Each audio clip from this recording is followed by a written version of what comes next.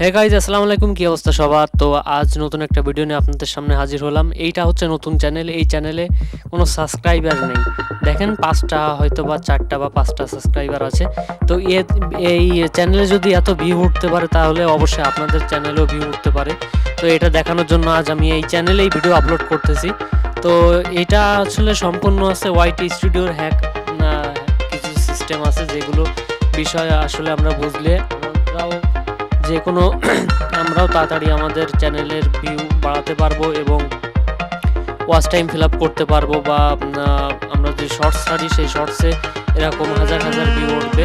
দেখেন এই ভিডিওটায় ৩,০০০ উঠেছে, তারপরে ভিডিওটায় ২,১০০ উঠেছে, এইভাবে উঠতেছে। আর ৬০ মিনিটে ৯৪২টা ভিউ, অনেক না? তো আসলে কি করবেন এইভাবে করতে গেলে? তো সর্বপ্রথম যেটা করতে হবে সেটা হচ্ছে আপনার ytstudio অ্যাপটা ওপেন করতে হবে। তো সেইখানে আমি আবারও দেখিয়ে দিই, এখানে রিফ্রেশ করে এখানে কিন্তু শুধুমাত্র ৫টা সাবস্ক্রাইবার আছে। আর হচ্ছে আপনার এই যে ভিউ দেখতে পারতেছেন, ভিউ প্রায় ৩,০০০ কয়টা আছে, ৩,০০০ কয়টা আছে। আর এখানে যে স্টোরিতে ভিউ দেখতে পাচ্ছেন এখানে হচ্ছে আপনার ৩,০০০ ভিউ আছে প্রায়। তো এই ৩,০০০ ভিউ আসলে কিভাবে এটা আসলো, কিভাবে এটা আসলে একটু ভাইরালের ক্যাটাগরিতে পড়লো সেটা জানতে হলে ভিডিও শেষ পর্যন্ত দেখতে হবে। তো সর্বপ্রথম আপনাদের চলে আসতে হবে ytstudio বের করে দেখতে হবে যে আপনার আপনার কখন আসলে আপনার ভিডিও ছাড়লে আপনার অডিয়েন্স দেখবে বা কখন ইউটিউব থেকে এটা ভাইরাল করবে, কি কি ট্যাগ ব্যবহার করতে হবে বা কি থাম্বনেল ব্যবহার করতে হবে। তো সেটা আসলে এর বিষয়। আর এখানে আপনার ইউটিউব থেকে সাজেস্ট করে দেয় যে আপনি কোন ধরনের ভিডিও বানালে আসলে আপনার ভিডিওটা র্যাঙ্কিং হবে বা আপনার এই চ্যানেলের এই ভিডিওটা ভাইরাল হবে। তো এইখানে আর কি এই জিনিসটা দেখায় রিসার্চ, এখানে দেখায় আর কি কীভাবে কোন ধরনের কোন ক্যাটাগরি ভিডিও বানালে আসলে আপনাদের ভিডিওটা ভাইরাল হবে। তো সেইভাবে আর কি।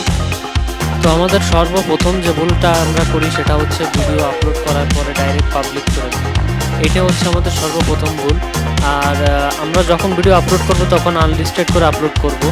আপনারা দেখেন এখানে প্রমাণ, দেখেন আমি আনলিস্টেড করে আপলোড করেছিলাম ভিডিওটা। প্রথমে আনলিস্টেড করে আপলোড করার পর সেটা ট্যাগ বা ডেসক্রিপশন যেভাবে লিখতে হয় সেভাবে লিখেছিলাম। তো এই ভিডিওটা দেখেন শর্ট ক্লিপ থেকে প্রায় পেয়েছে 93.6%।